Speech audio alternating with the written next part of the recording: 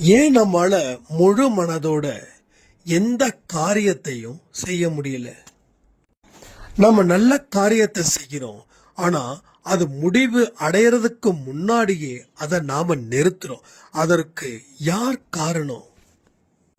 உங்கள பல பேருக்கு இந்த ரகசியமே தெரியல. தீயவைகள் பரவி இருக்குது, நல்லவைகள் ஒளிந்து கொண்டிருக்கிறது. மன அழுத்தத்தை குறைக்கல அப்படின்னா அது அதிகரிச்சுக்கிட்டே இருக்குதுன்னு அர்த்தம். அதிகரிக்கக்கூடிய மன அழுத்தம் உங்களை எங்க கொண்டு போய் சேர்க்கும் தெரியுமா? கடவுள் உங்களுக்கு நல்ல நேரத்தை குறித்து வைத்தாலும் உங்களால அதுல இருந்து விடுபட முடியல.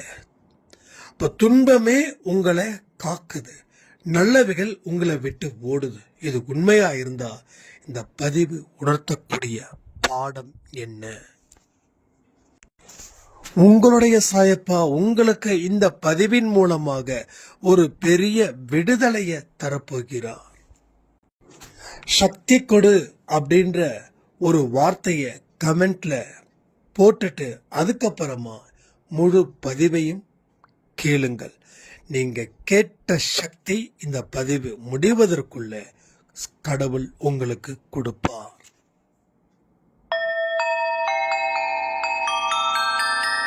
ஓம் சாயிரா சாயிரா, ஓம் சாயிரா சாயிரா, ஓம் சாயிரா சாயிரா, அன்பே சாயிரா, பேரன்பே சாயிரா, அகிலம் தளிக்க ஆத்மா விழிக்க அனுதினம் சாயிரா, எங்கள் அன்பே சாயிரா.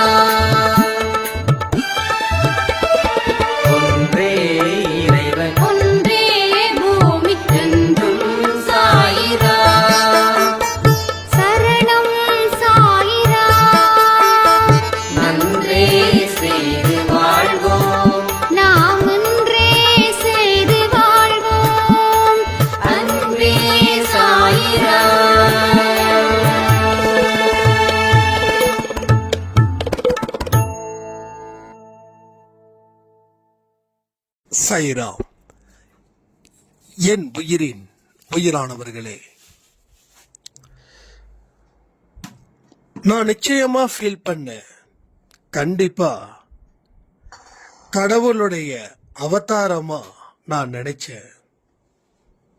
ஆனா எனக்குள்ள எந்த இடத்துலயும் ஆணவமோ அகங்காரமோ இல்லை. அதற்கு பதிலா என்னை சுத்தப்படுத்திக்க நான் முயற்சி செய்கிறேன். நேற்று இரவு ஒரு அமைதியான தூக்கம் எனக்கு வந்தது.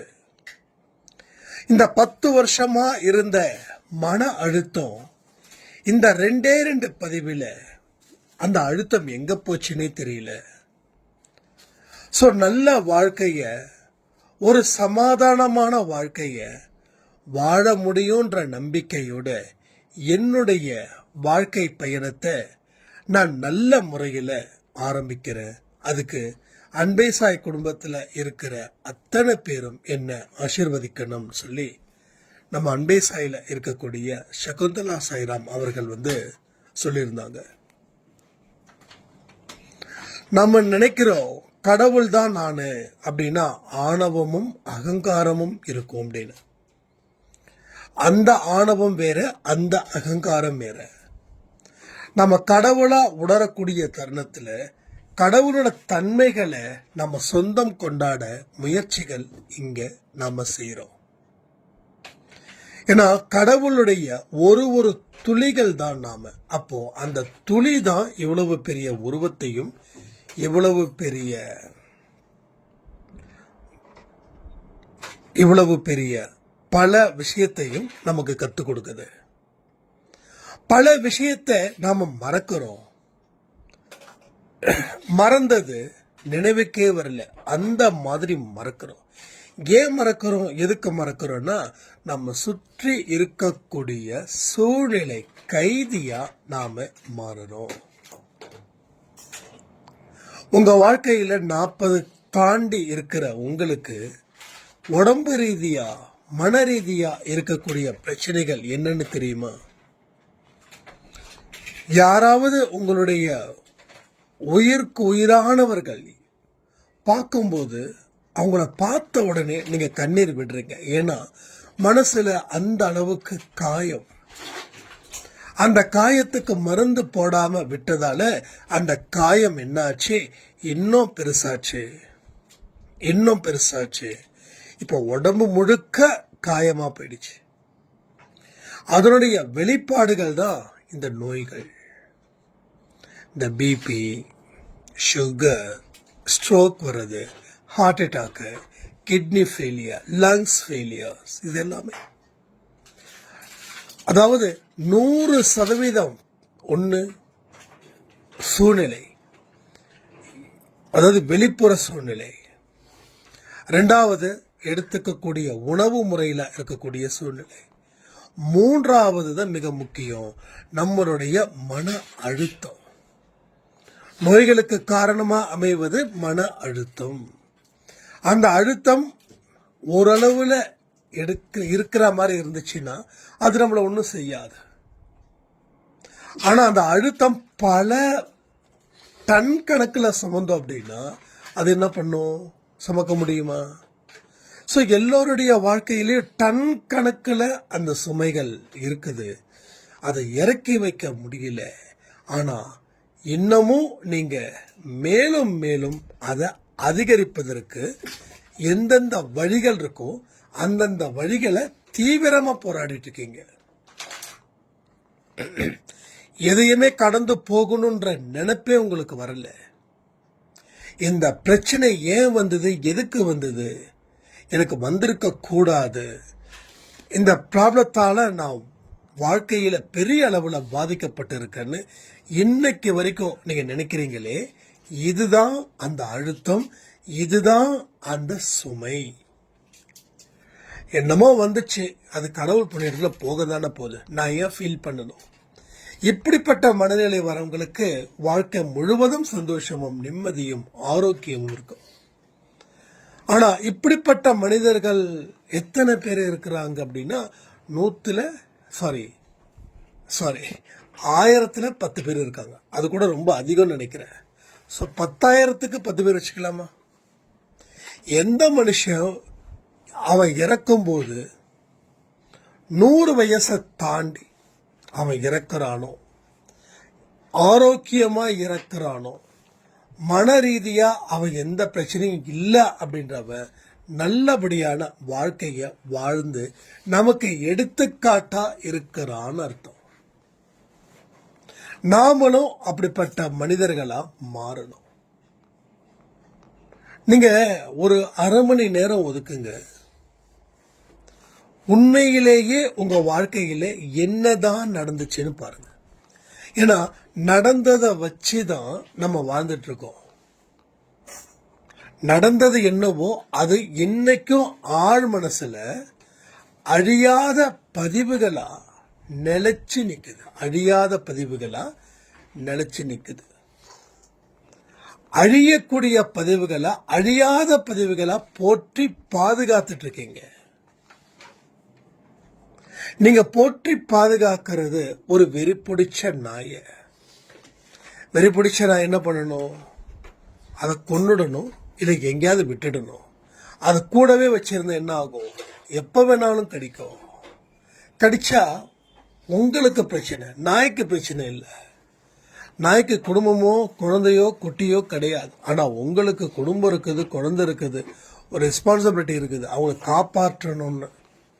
அப்போ நாய்க்கு பயந்து நாம பயந்து வாழ்றது சரியா, இல்ல நாயை வெளியேற்றி நாம தைரியமா வாழ்றது பெஸ்டா? அந்த வெறி நாய் தான் இந்த மன அழுத்தம் சொல்ற. ஒரு நாளும் வெறி நாய் உங்களுக்கு கடிச்சிக்கிட்டே இருந்தா என்ன ஆகும்? நாம வெறி நாய் மாதிரி ஆயிட்டு கடைசியில இறந்து போயிடுவோம். ஸோ நாம இங்க இறக்காம வாழ்ந்துட்டு இருக்கோம், அவ்வளவுதான். இறந்திருந்தா பிரச்சனை இல்லை, ஆனா இறக்காமல் வாழ்ந்து கொண்டு இருக்கிறோம். அப்போ மனசுல அவ்வளவு அழுத்தத்தையும் நாம சுமந்துக்கிட்டு வாழ்ந்துகிட்டு இருக்கிறோன்ற விஷயம் உங்களுக்கு புரியுதா? ஸோ இதை எல்லாத்தையும் நாம முடிக்கணும். முடிக்க வேண்டியதை ஓரளவுக்காவது முடிச்சாதான் நம்மால அடுத்த கட்டத்தை நோக்கி பயணிக்க முடியும். இல்லைன்னா என்ன ஆகும்? இதே இடத்துல தான் நம்ம உட்கார்ந்துருப்போம். இன்னைக்கு அப்படிதான் நம்ம உட்கார்ந்துருக்கோம். அப்போ அண்டை சாயில கொடுக்கக்கூடிய பதிவுகள் உங்களுடைய பழைய வாழ்க்கையில நீங்க கத்துக்கிட்டதை வச்சு உங்க கஷ்டங்களை மறந்து சந்தோஷமான வாழ்க்கையை வாழ்வதற்கு நீங்க தயார்படுத்தக்கூடிய ஒரு ஆயுதமா தான் இந்த பதிவுகள் உங்க மனசுக்குள்ளே வந்து நிக்குது. சில பேர் சொல்லுவாங்க, என்னதான் ஆனாலும் பதிவுகளை முழுமையா கேட்க முடியல. அதாவது உங்க ஆர்வத்தை நான் மதிக்கிறேன். நீங்க நல்ல இடத்துக்கு வரணும்னு நினைக்கிறீங்க, அதனால நிறைய பதிவுகளை கேட்கணும்னு நினைக்கிறீங்க. ஆனா நம்மளுடைய மனசுல ஏகப்பட்ட எதிர்மறை எண்ணங்கள் ஓடிக்கிட்டே இருக்குது. நான் நிறைய பேர்கிட்ட கேட்டிருக்கேன், தியானம் செய்யுங்க. ஆனா தியானம் செய்யும் போது ஏகப்பட்ட விஷயங்கள் நினைக்க தோணுது. எப்படா முடிக்க முடியும்? நமக்கு ஏகப்பட்ட பிரச்சனைகள் இருக்கு, அது எல்லாத்தையும் சால்வ் பண்ணணும். நாம 10 நிமிஷம் இப்படி உட்கார்ந்துட்டு இருக்கோமே, இந்த மாதிரி தாட் எனக்கு வந்துகிட்டே இருக்குதுன்னு. சரி, இந்த 10 நிமிஷத்தை நீங்க வீணாக்குறீங்கன்னா, தியானத்தால வீணாக்குறீங்கன்னு நீங்க நினைக்கிறீங்கன்னா, அப்போ உங்க லைஃப்ல எத்தனையோ டிவி பாக்குறீங்க, பாட்டு கேட்குறீங்க, தேவையில்லாத பேச்சுகள் ஃபோன் மூலமா பேசுறீங்க, இல்லை யாராவது உங்க வீட்டுக்கு வந்தாங்கன்னா அப்பயும் அன்வான்டான டாக்ஸ் இங்க நிறைய இருக்குது. அப்போ இந்த நேரம் வீணாக்கப்படுதுன்னு உங்களால ஏன் ஃபீல் பண்ண முடியல? அப்போ ஒரு நல்லதை செய்ய எவன் தடுக்கிறான்னா, உங்க தீய எண்ணங்களை நீங்க உருவாக்கி வச்சிருக்கீங்க இல்லையா, அதுக்கு ஒரு தலைவன் இருப்பான் இல்லையா, அந்த தலைவன் தடுக்கிறான். தியானம் பண்ணா பிரச்சனை தீர்ந்துடுமா? அன்பே சாய் ஆடியோ கேட்டா பிரச்சனை தீர்ந்துடுமா?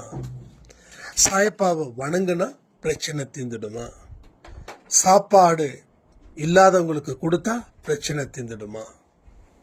கோயிலுக்கு போனா பிரச்சனை தீர்ந்துடுமா? அதாவது நீங்க எந்த நல்ல காரியத்தை நீங்க செய்யணும் அப்படின்னு நினைக்கிறீங்களோ அந்த காரியத்தை செஞ்சிருவீங்க. அடுத்த தடவை அந்த காரியத்தை செய்யும் போது இந்த மாதிரியான எண்ணங்கள் உங்க ஆழ் மனசுல இருந்து வெளிவரும். அந்த எண்ணங்கள் வெளிவந்த உடனே நீங்க செய்ய வேண்டிய நற்காரியங்களை செய்யவே மாட்டீங்க. இதுதான் உண்மை. இது உண்மையா இல்லையா? எத்தனை பேருக்கு இது நடந்திருக்குது? இதெல்லாம் எப்படி நான் கரெக்டா சொல்றேன்னா, ஒரே ஒரு விஷயம்தான், நானும் அந்த இடத்துல இருந்து தான் வந்திருக்கேன். என்ன, சாயப்பாவை வணங்கினா பிரச்சனை தீர்ந்துருமா? ஒவ்வொரு வியாழக்கிழமையும் கடவுளை போய் வணங்கினா பிரச்சனை தீர்ந்துடுமா? உணவுகளை கொடுத்தா பிரச்சனை தீர்ந்துடுமா? அப்படின்னு. அப்போ தீர்ந்தா தீர்க்கட்டும், தீராம போகட்டும், எனக்கு பிடிச்சிருக்குது நான் செய்யறேன். அப்போ அந்த தீய எண்ணத்துல நீங்க போராடணும். தீய எண்ணத்தை சொல்றத கேட்கறதுன்றது நம்ம தோத்து போயிட்டே இருப்போம். அந்த தீய எண்ணம் என்ன பண்ணும்? முடிஞ்ச அளவுக்கு அது தன்னுடைய பவரை காட்டும். நீங்க என்ன பண்ணணும்? உங்களுடைய நல்ல எண்ணங்களை வச்சு அந்த தீய எண்ணங்களை அழிக்கணும். அந்த தீய எண்ணங்கள் ஒரு ஸ்டேஜுக்கு மேல இவனை விட்டுட்டு போயிடலாம், இவன் வேலைக்காக மாட்டான். எத்தனையோ மனிதர்கள் இந்த உலகத்துல இருக்காங்க.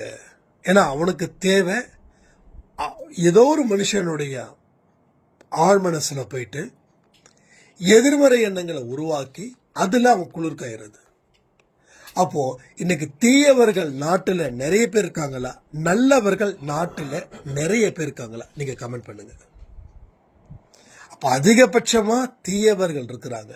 அப்போ அவனுக்கு பிரச்சனையே இல்லை. நீங்க இல்லைன்னா இன்னொருத்த, அவனுக்கு நல்லவன் தான் டிமாண்டு, கெட்டவன் தாராளமா கிடைக்கிறான். கெட்டது தாராளமா நிறைய கிடைக்குது. ஒன்றும் இல்லை, பவர் டைரக்டரில் நம்ம எடிட் பண்ணுறோம். எடிட் பண்ண உடனே அதுல வரக்கூடிய விளம்பரங்கள் பார்த்தா ரொம்ப ஒரு மோசமா இருக்கு. ஒரு வயலன்ஸ், ஒரு செக்ஷுவல் கண்டென்ட் பேஸ் பண்ணி. அப்ப யோசிச்சு பாருங்க, நான் அதை தேடினேன்னா தேடல, ஆனா தானா வருது. அப்ப கெட்டது தாராளமா கிடைக்குது, நல்லது தேட வேண்டியதா இருக்குது. ஸோ நல்லதை தேடணும். நல்லதை தேடினாதான் அதனுடைய ரகசியமும் அந்த ரகசியத்தினால் பெறக்கூடிய நல் வாழ்க்கையும் நமக்கு கிடைக்கும். அப்போ நீங்களும் யோசிச்சு பாருங்களேன், ஏதாவது ஒன்று தேடுறீங்க, ஏதாவது ஒரு விஷயத்தை தேடுறீங்க, அப்போ உங்களுக்கு முன்னாடி நல்ல செய்திகள் கிடைக்குதா, கெட்ட செய்திகள் கிடைக்குதா? கமெண்ட் பண்ணுங்க, தப்பே இல்லை. ஏன்னா எல்லாருக்கும் வருது, எல்லாருக்கும்.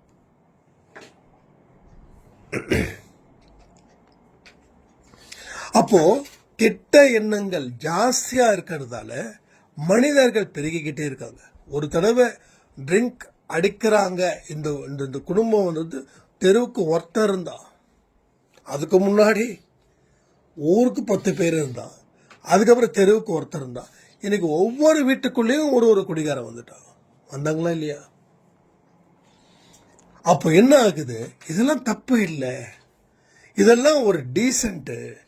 ஒரு ட்ரிங்க் பண்ணாதான் ஃப்ரெண்ட்ஷிப் நிறைய கிடைக்கும் அப்படின்னு சொல்லி தண்ணி அடிக்கிறவங்க தனக்கு சாதகமா பயன்படுத்தி ஒரு பரப்புரையை வழங்கிட்டாங்க. இப்ப தண்ணி அடிக்கலைன்னா அவன் ஆம்பளையே இல்லைன்ற அளவுல தண்ணி அடிக்கிறவங்க பேசுவாங்க. இந்த தண்ணி அடிச்சும் இருக்கேன் நான். அப்போ இன்னைக்கு பெண்களும் தண்ணி அடிக்கிறாங்கன்னா அதுக்கு என்ன பதில்? இப்போ அந்த லாஜிக் பேச முடியாது. ஏன்னா பெண்களும் கிட்டத்தட்ட தண்ணி அடிக்க ஆரம்பிச்சிட்டாங்க. அதாவது மற்ற கண்ட்ரில இருக்கிறவங்கள சொல்றேன், நம்ம இந்தியாவில் லைட்டா வந்திருக்கு, இன்னும் பெருசா வரல சொல்றேன். அப்போ லைட்டா வந்துருச்சுன்னா என்ன அர்த்தம்? அடுத்த 10-20 வருஷத்துக்கு அப்புறம் எல்லாரு வீட்லயும் ஒரு பெப்சி சாப்பிட்ற மாதிரியோ, ஒரு கோக் சாப்பிட்ற மாதிரி, ஒரு கூல்ட்ரிங்க் எடுக்கிற மாதிரியோ, இது பியரோ ரம்மியோ விஸ்கியோ வந்துடும். அப்ப நான் பேசுறேன்னா என்ன பைத்தியக்காரன்னு நினைப்பாங்க. ஸோ என்ன நடக்குது? கெட்டதை ஈஸியா நம்ம எடுத்துக்கிறோம். 60 ஏன் தாண்டணும்? வாழ்க்கையே வாழ்வதற்காக தானே அப்படின்னு ஒரு குறுகிய கண்ணோட்டத்துல வாழ்க்கைய பார்த்து ஒரு பெரிய துன்பத்தை நாம சுமந்துக்கிறோம். ஸோ லைஃப்ல நிறைய விஷயங்கள் நம்ம ஈஸியா எடுத்துக்கிறோம். எதெல்லாம் நமக்கு அவைலபிலிட்டி இருக்கோ அதெல்லாம் எடுத்துக்கிறோம். நான் கேட்கிறேன், ஓசியில ஒரு பெனாயில் வருதுன்னா அதை குடிச்சிட முடியுமா? ஓசியில ஒரு விஷம் வருதுன்னா அதை குடிச்சிட முடியுமா? ஸோ நம்ம அறிவு வேண்டான்னு சொல்லுது. ஏதோ ஒரு படத்துல கவுண்டமணி சொல்லுவார்னு நினைக்கிறேன், ஓசியில கிடைச்சா பெனாயில கூட குடிக்கிற வேண்டாவன் அப்படின்னு. யாராவது குடிக்க முடியுமா? குடிக்க முடியாது. அப்போ எதெல்லாம் அதர்மத்தின் பாதையில வருதோ அது நம்ம பாதையா தேர்ந்தெடுத்தோம்னா அப்போ அதனுடைய விளைவு, அதனுடைய முடிவை நம்ம என்னைக்குமே தெரிஞ்சுக்கணும். பாவம் செய்யும் போது அளவுக்கு அதிகமான சந்தோஷம் நம்மளை மறக்கிறோம். எந்த பாவம் செஞ்சாலும் சரி அது சந்தோஷத்தாலதான் பாவம் செய்யறான். ஆனா நல்லது செய்யறதுக்கு கஷ்டப்படணும். மனுஷன் கஷ்டப்பட தயாரா இல்லை, துக்கப்படவோ துன்பப்படவோ தயாரா இல்லை. அவனுக்கு தேவை ஒன்லி ஒன், என்ன தெரியுமா? ஹாப்பினஸ். அவன் சந்தோஷமா இருக்கணும். அவன் எல்லா இடத்துலயும் சந்தோஷமா இருக்கணும். ஆனா அந்த சந்தோஷத்தோட முடிவை பத்தி அவன் அக்கறை எடுக்கவே இல்லை. ஆனா அந்த சந்தோஷத்தோட முடிவு எவ்வளவு நரகமா இருக்குதுன்னு தெரிஞ்சிட்டா அவன் அந்த இடத்த டச் கூட பண்ண மாட்டான்.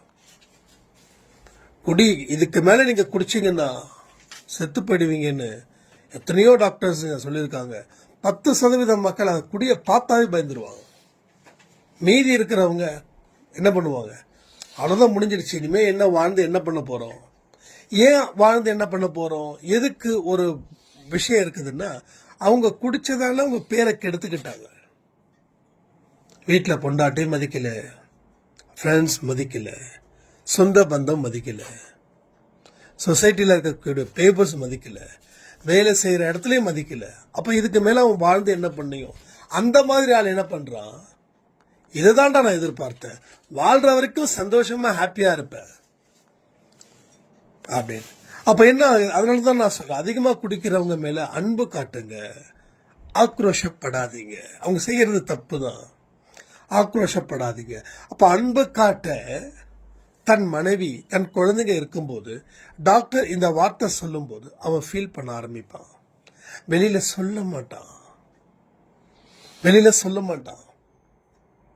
அவன் ஃபீல் பண்ண ஆரம்பிப்பான், குடிக்க கூடாது அப்படி. எத்தனையோ அன்பேசாய் குடும்பத்துல ஓரளவுக்கு அதாவது முழுசா விடுபடல, ஆனா ஓரளவுக்கு எவ்வளவு பரவாயில்லன்னா ஆன்மா கூட பேசுறதுலயும் சரி, புருஷனை அன்பா பாத்துக்கிறதுலயும் சரி, அவங்க அதுல வெற்றி அடைஞ்சதால எவ்வளவோ பரவாயில்ல அப்படின்னு சொல்றாங்க. ஒரு நாளைக்கு டெய்லி குடிச்சிட்டு வரவர் 2 நாளைக்கு ஒரு தடவை குடிக்கிறாரு, இல்ல 3 நாளைக்கு ஒரு தடவை, இல்ல வாரம் ஒரு நாள் குடிக்கிறாரு. முட்டா குடிக்காரு. கவர்மெண்ட் ஸ்டாஃப் வேலை முடிச்சுட்டு நேரா பாரு, அதுக்கப்புறம் தான் வீடு. அப்பேற்பட்டவர், கடவுள் நம்பிக்கை இல்லாதவர். இந்த வாழ்க்கையே சந்தோஷமா வாழ்வதற்காக தான் ஆண்டவன் என்ன படைச்சான்னு சொல்றவர். இதுல இருந்து அம்மா சொன்னது அதுதான் சொல்றேன். அப்படிப்பட்டவர் என்ன நடந்தது, எப்படி மாறினாரு? எஸ், அந்த இடத்துல தானே ஹீரோ நிற்கிறாரு. என்னுடைய பிள்ளை கஷ்டப்படக்கூடாது, என்னுடைய பிள்ளை தன்னுடைய குடிகார கணவனை ஒரு மனுஷனா நினைச்சு மதிச்சு இன்னமும் அன்பு வைக்கிறா. அப்ப ஏன் என்னோட குழந்தைக்கு நான் என்னுடைய வரத்தை கொடுக்க கூடாது? பிடிச்சுக்கோ வரோம். இப்போ வாரத்துல ஒரு நாள் தான் குடிக்கிறாரு. அவர் பேர் சொன்னா மற்றவங்களுக்கு ப்ராப்ளம் ஆயிடும், அவங்களுக்கே கஷ்டமாயிடும், அதுதான் பேர் சொல்லல. வீக்லி ஒன்ஸ், அது எங்க வீட்டுக்கு வந்து அவருடைய வீட்டுடைய மொட்டை மாடியில குடிச்சிட்டு ஐக்கியமாகிறாரு. இப்போ அந்த குடும்பமே ஹாப்பியா இருக்கு. அப்போ பெண்களோட கையில தான் எல்லாமே இருக்குதுன்னு நான் ஏன் பல பதிவுல சொல்றேன் தெரியுமா? ஆண்களோட கையில எதுவுமே இல்லையா? இருக்கு, ஆண்களோட கையில இருக்கு. பெண்கள் இல்லாமலும் ஆண்கள் வாழ முடியும். எனது 5 வருஷம் நான் வாழ்ந்ததுக்கு உண்டான சாட்சியை தான் நான் சொல்றேன், வாழ முடியும். ஆனா கண்ட்ரோல் நம்ம கிட்ட இருந்துச்சுன்னா, நம்மள பல பேர் அன்பு வச்சாங்கன்னா அந்த அன்பினாலேயே வாழ முடியும். நான் இது தெளிவாவே சொல்ல, புரிஞ்சுக்கோங்க. பெண்கள் இல்லாமல் ஆண்கள் வாழ முடியும், ஆண்கள் இல்லாமல் பெண்களாலேயும் வாழ முடியும். பெண்களா இருந்தாதான் ஆண்கள் வாழ முடியும் அந்த மாதிரி என்னைக்கு நான் சொல்லவே இல்லை. உங்களை பல பேர் மதிச்சாங்கன்னா, பல பேரோட ஆசீர்வாதம் இருந்துச்சுன்னா, அன்பு இருந்துச்சுன்னா, உங்களுக்கு லட்சியமும் நோக்கமும் ஒழுக்கத்துடன் கூடியதாக இருந்துச்சுன்னா, நீங்க இந்த உலகத்துல யாருமே இல்லைன்னாலும் நீங்க வாழ முடியும், வாழ்ந்து சாதிக்க முடியும். அதாவது ஆன்மீகத்துல பொறுத்த வரைக்கும் இது இருந்தாதான் வாழ முடியும், இது இல்லைன்னா வாழ முடியாதுன்ற பேச்சுக்கு இடமே இல்லை. எல்லாமே உங்க மைண்டோட கண்ட்ரோல் தான். ஆனாலும் பெண்கள் இன்னமும் மன வலிமை படைத்தவர்கள், மனசக்தி படைத்தவர்கள். புரியுதா உங்களுக்கு? ஆண்களுக்கு இருக்கக்கூடிய வைராக்கியத்தை விட பெண்களுக்கு வைராக்கியம் ஜாஸ்தியா இருக்கு. அந்த அடிப்படையில சொல்றேன், எந்த ஒரு பெண்ணா இருந்தாலும் வைராக்கியத்துடன் செயல்பட்டாலே அவங்க குடும்பத்தில் இருக்கக்கூடிய பிரச்சனைகள் என்ன ஏதுன்றத தீவிரமா ஆலோசிச்சு நல்ல முடிவை எடுப்பார்கள். இருண்டு போன வீட்டுல விளக்கேத்துனா வெளிச்சம் வரும். அது போலதான் பெண்கள் பொறுமையா தான் இருக்கணும். பெண்கள் பொறுமையா இருந்தாதான் பெருமையா வாழ முடியும் சொல்லுவாங்கல்ல, அது அதிகபட்சமா சொன்னது பெண்களுக்காக. ஆண்களுக்கு உடல் பலம் தாங்க, மனபலம் ரொம்ப கம்மி. எத்தனையோ தடவை நான் மயக்கம் போட்டு கீழே விழுந்து என்னோட அண்ணாவை ஹாஸ்பிட்டலுக்கு கூட்டு போகும்போது ட்ரெஸ்ஸிங்காக, பெரியமா பையன் ஹாஸ்பிட்டலுக்கு கூட்டும்போது ட்ரெஸ்ஸிங்காக நான் அவரை கூட்டு போறேன். திரும்பி வரும்போது அவரு என்ன கூட்டு வர்றாரு. என்னாச்சு? அந்த பேண்டேட காலில் இருந்து அந்த பேண்டேடை பிரிக்க முட்டியில இருந்து கால் பாதம் வரைக்கும் அந்த ஸ்கின்னு செதஞ்சு கிடக்குது. அதை ஆப்ரேட் பண்ணி 1 year ஆயிடுச்சு. மாதம் ட்ரெஸ்ஸிங் பண்ணணும். அந்த டைமில் வந்து வேற யாரும் போக முடியலன்றதுக்காக இந்த பைல்வான், அதாவது என்ன அனுப்பி வச்சாங்க.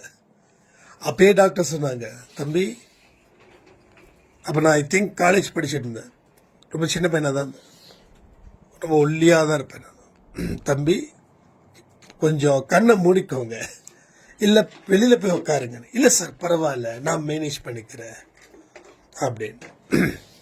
திடீர்னு அதை கட்டை பிரிக்க அப்படியே உட்காந்தவன், அப்படியே நின்னவன் அதே பொஷனை கீழே பொத்துன்னு விழுந்து மூக்கு கிட்ட புண்ணு வந்து ரத்தம் வந்து இப்போ வரைக்கும் அந்த தழும்பு இருக்குது. ஸோ ஆண்கள் மன வலிமை அவ்வளவுதான். ஆனால் பெண்களுக்கு மன வலிமை இருக்கு. ஆண்களுக்கு உடல் பலம் இருக்குது. ஆண்கள் நல்லா உழைக்கக்கூடியவன். இந்த காலத்தில் ஆதாம் ஏவாள் இவங்க கதை தெரியும்ல. ஆதாம் வேட்டையாடி விலங்குகளை கொண்டு வரணும், ஏவாள் அதை சமைச்சு தரணும். இதுதான் வேலை. ஆனா அது என்ன ஆச்சு, ஆண் வந்து பெண்ணை அடிமையா நினைக்க ஆரம்பிச்சான். ஆனா அந்த பைத்தியக்கார ஆணுக்கு தெரியல, டே வீட்டுல மனைவி இருக்கிறதால தான்டா நீ 3 வேளையும் சோறு சாப்பிடுற அப்படின்னு. ஏன்னா உணவு இல்லைன்னா ஒரு மனுஷன் உயிர் வாழ முடியாது. அப்ப சமைத்து தருபவள் யாரு? பெண். அப்ப பெண் இல்லைன்னா ஆண் இல்லை. ரொம்ப கஷ்டம். பாத்திரம் விளக்குறது, வீடு கூட்டுறது, இதெல்லாம். ஏன்னா அவனுடைய சாஃப்ட்வேர் மெத்தட் அது மாதிரி. வேற வழி இல்லைன்னா செஞ்சுதான் ஆக்குறான். ஆனா இன்னைக்கு எல்லாருமே பொதுவா இது பண்றாங்க. அதனால யாரும் யாருக்கும் அடிமை இல்லை. அந்த ஒரு விஷயத்தை யாருக்கும் புரியவே வைக்க முடிய மாட்டேன். இப்ப இருக்கிற பெண்களே வந்து அப்படிதான் இருக்காங்க. நான் என்ன வேலைக்கா போறேன்? நீங்க இதை விட வேலைக்கு போன இன்னும் சிறப்பா இருப்பீங்க தெரியுமா? சீரியஸா. நான் இங்க பெண்களுக்கு கண்ணை முடிக்கிட்டு சப்போர்ட் பண்ண நினைக்க வேண்டாம். இன்னைக்கு முக்கியமான பொறுப்புல யாருங்க உட்காந்துருக்காங்க? ஆண்களா? ஆண்களுக்கு 1 மணி நேரம் தான் ஒர்க் பண்ணணும், அதுக்கப்புறம் வெளியில போயிட்டு ஒரு ரிலாக்ஸ் பண்ணிட்டு வரணும். ஆனா பெண்களுக்கு அப்படி இல்லை. 8 hours. என்ன 8 hours நீ கொடுக்குற? வேலை இருக்குது. 10 மணி நேரம் 12 மணி நேரம் போனதே தெரியல எத்தனை இடத்துல. ஏன் நீங்க ஹாஸ்பிட்டல்ஸ் நர்ஸுங்களை வந்து மேக்சிமம் ஃபீமேல் நர்ஸ் போட்டிருக்காங்க, பெண்கள் ஏன் நர்ஸா இருக்காங்க? ஆண்கள் நர்ஸ் வேலை பார்க்க கூடாதா? இல்ல படிப்பே இல்லையா? எனக்கே ஒரு ஆச்சரியமா இருந்தது. மேல் நர்ஸ் அப்படி, மேல் நர்ஸா? அப்போ ஆண்கள் கூட நர்ஸா இருக்கிறாங்களான்னு உண்மையிலே அப்படி எனக்கு தோணுச்சு. இப்போ பெண்கள் ஏன் நர்ஸா இருக்காங்கன்னா அவங்க தான் பேஷண்ட் கிட்ட கனிவா இருக்கணும். நீ மாத்திரை கொடுக்குற, மருந்து கொடுக்குற, எல்லாம் கொடுக்குற, ஆனா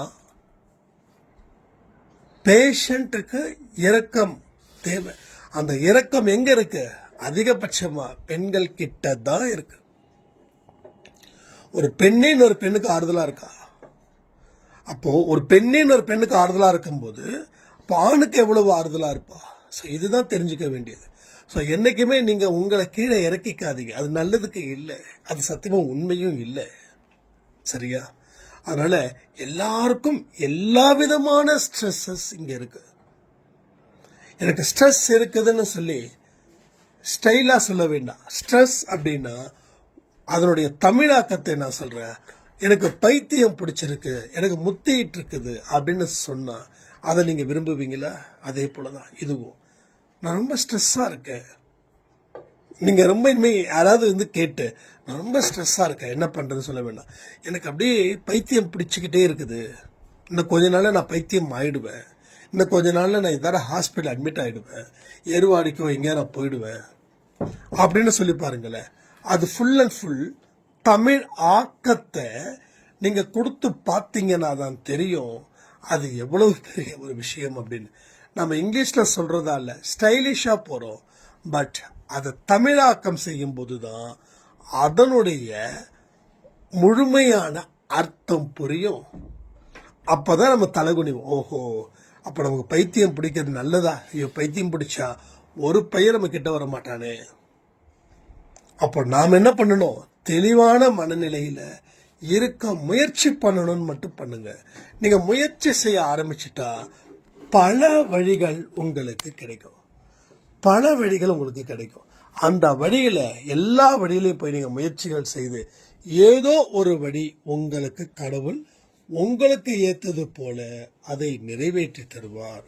ஸோ வாழ்க்கைய சரியா வாழுங்க, சரித்திரம் படைக்கக்கூடியவர்கள் தான் பெண்கள்ன்றத என்னைக்கும் எந்த காலத்திலையும் மறவாதீர்கள் சொல்லி இந்த பதிவை நான் முடிக்கிறேன். ஜெய் சாய்ராம்.